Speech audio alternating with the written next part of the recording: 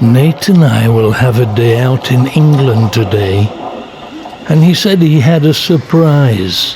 How would you like to visit a Norman castle by train? Give me a clue. 1066 rings the bell. William the Conqueror had just defeated Harold in the Battle of Hastings, and he makes his way toward London, unable to go into London over London Bridge. He ends up here in Berkhamsted and decides to build a castle here. It's amazing to consider. William the Conqueror was here, Chaucer wrote here, and many other dignitaries, the wives of Henry VIII, and so on and so forth. It's a really historic location. Did William the Conqueror build it? No, it was his half-brother, Robert de Mortain. Mortain being a town in France. Let's take a look.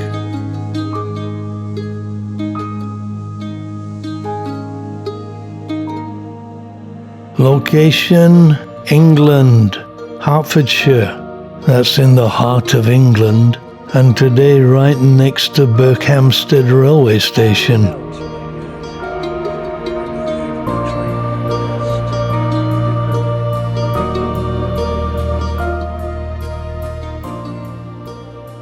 This is what it would have looked like about 1,000 years ago.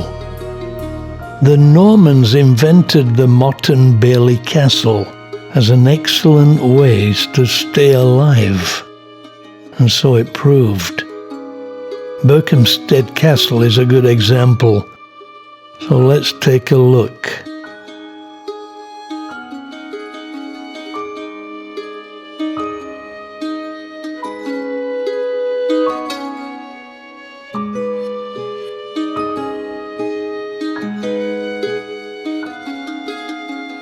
The motte was a hill or mound, sometimes created, sometimes commandeered.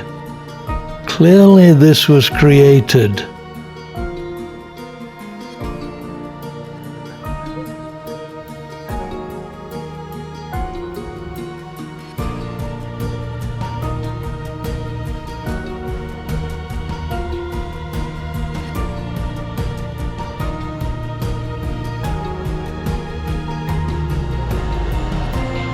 Steep steps connected the bailey to the motte.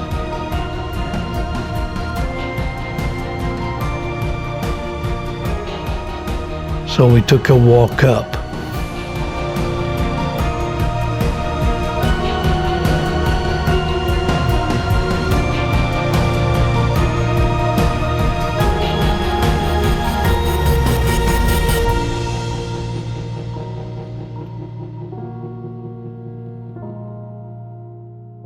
At the top was the keep, affording commanding views over the castle,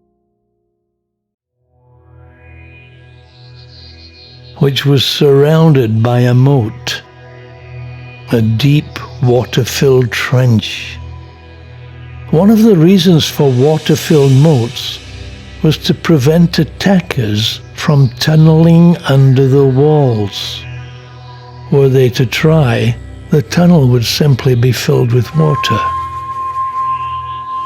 The keep was the castle's last line of defense, where the lord of the castle lived, and where everyone would retreat if they were attacked.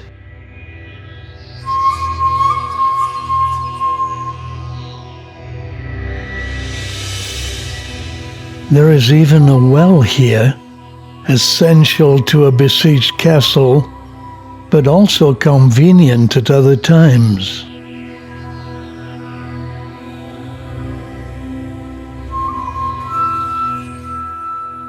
It was a great defensive location. Below is the inner bailey, an area that is within the outer walls, but below the motte and keep.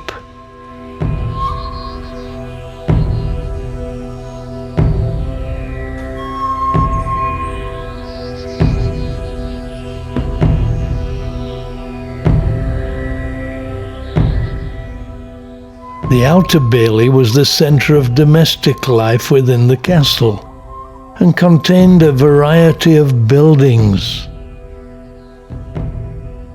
the ruins of which are no longer here, as the bricks were carried away as it fell into ruin and used to build houses in Berkhamsted.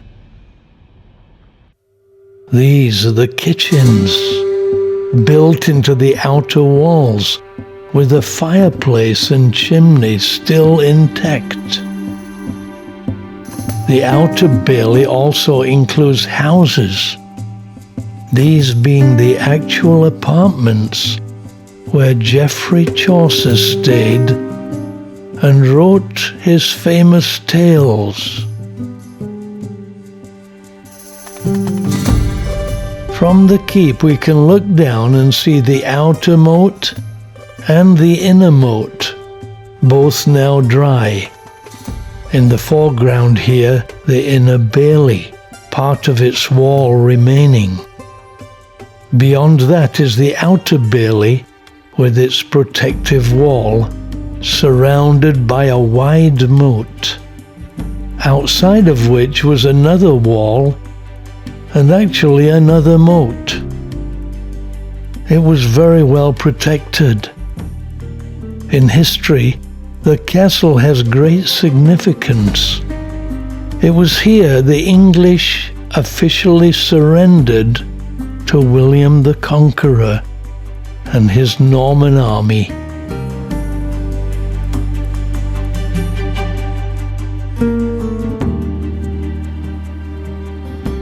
Here is another well, this time in the outer bailey.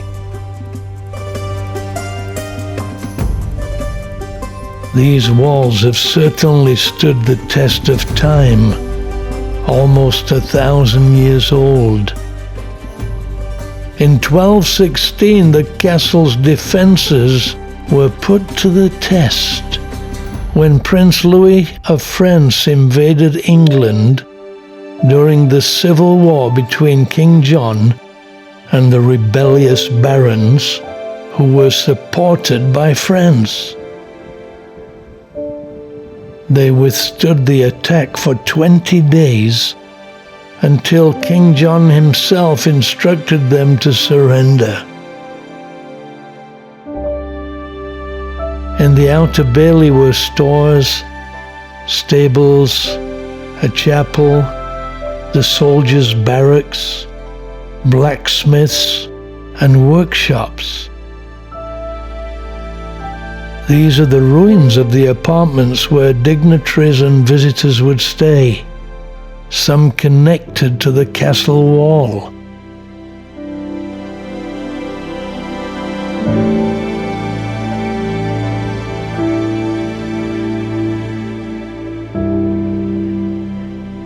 Up there, a fireplace connected to a chimney, and below another fireplace. No doubt the kitchens were here.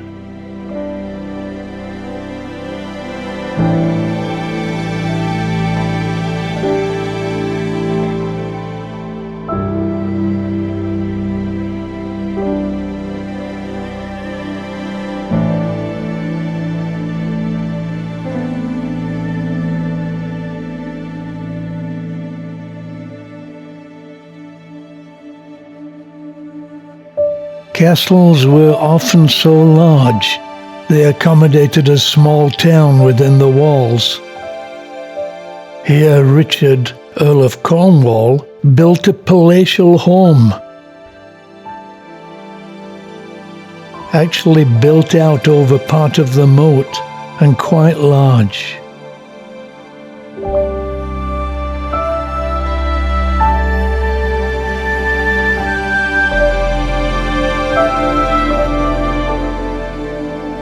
It has certainly been a fascinating visit, but not yet finished, as we jump on a train to get an exquisite coffee and a snack as Christmas approaches.